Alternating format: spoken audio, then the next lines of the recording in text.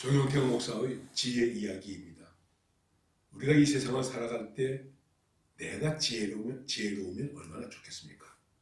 그러나 내가 지혜롭지 못하기 때문에 또는 나의 지혜가 부족하기 때문에 우리는 지혜로운 사람을 구합니다. 또 지혜로운 사람에게서 배웁니다. 그리고 지혜를 찾습니다. 왜 그럴까요? 지혜가 우리에게 있어서 귀한 것이기 때문에 그런 것입니다. 우리는 살아가면서 내 삶을 유익하게 하고 윤택하게 해주고 처세를 잘하게 해주는 이 지혜를 귀하게 생각해야 됩니다. 보배롭게 생각해야 됩니다. 그렇기 때문에 내 삶 속에서 나에게 지혜를 줄 수 있는 것이 무엇일까? 지혜로운 것이 무엇일까? 그것에 대해서 찾고 사모하고 또 귀하게 생각해야 된다는 것입니다. 성경은 우리에게 말씀하고 있습니다. 뭐라고 말씀하고 있냐면 지혜가 지식과 명철을 준다. 지혜가 내 마음에 들어가면 지식이 내 영혼을 즐겁게 할 것이다. 지혜가 오면 우리를 즐겁게 하고 우리에게 지혜를 허락해서 그 지혜를 통해서 우리의 삶을 더 완전하고 안전하게 해준다는 것입니다.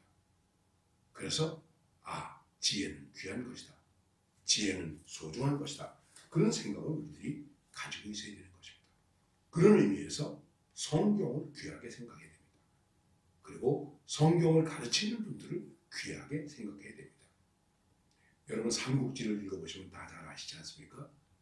유비가 제갈공명을 모셔오기 위해서 그 어린 사람에게 나이 많은 아버지 같은 유비가 그 어린 공명에게 3번이나 찾아갑니다. 그거를 뭐라고 말하죠? 삼고초려 이렇게 말합니다. 초가집 같은 보잘것없는 집을 3번이나 찾아갔다는 것입니다. 왜? 제갈공명이 지혜로운 사람이라고 했기 때문에 그런 것입니다. 그래서 내가 지혜로운 사람을 찾고 지혜로운 사람을 만나는 것 굉장히 중요한 것입니다. 그 중에서 하나님의 말씀을 가르치고 하나님의 말씀을 깨우쳐주는 교회, 그리고 그것을 가르쳐주는 교회의 지도자, 중요한 것이죠. 특별히 교회의 지도자들은 하나님의 말씀을 가지고 사람들을 가르쳐주는 것입니다. 말하자면 지혜를 가르쳐주는 지혜자라고 얘기할 수 있는 것입니다.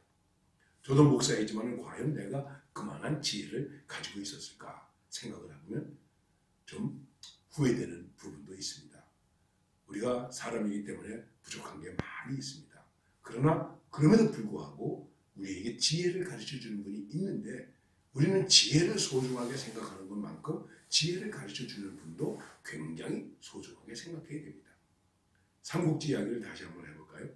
이제 유비가 공명을 모셔왔습니다.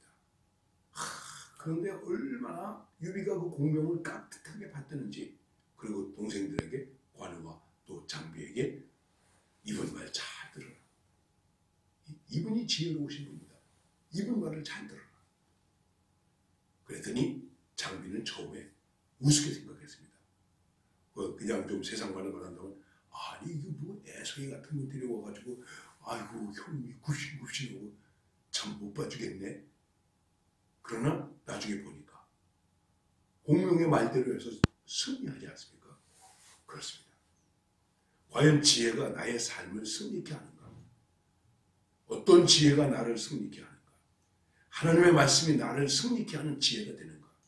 중요한 것입니다. 그리고 우리는 이런 사람들을 찾고 이런 사람들을 만나고 이런 사람들과 교제해야 됩니다. 그래야 어떻게 된다고요? 내 삶이 기쁘고 내 삶이 안전하고 내 삶이 완전해지고 유쾌할 수 있는 것입니다. 우리가 그런 말을 하지 않습니까? 머리가 좋으면 몸이 좀 덜 고달프다. 머리가 나쁘면 몸이 고생을 한다. 그렇게 말을 합니다. 그렇습니다. 여러분과 제가 하나님의 지혜를 가지고 살면, 말씀의 지혜로 살면 내 삶이 유쾌해집니다. 기뻐해집니다. 완전해집니다. 안전해집니다. 이렇게 지혜를 보배롭고 귀하게 생각하면서 지혜의 가치를 인정하면서 살아가는 그러한 삶의 모습이 오늘도 우리의 삶 속에서 충만할 수 있기를 바랍니다.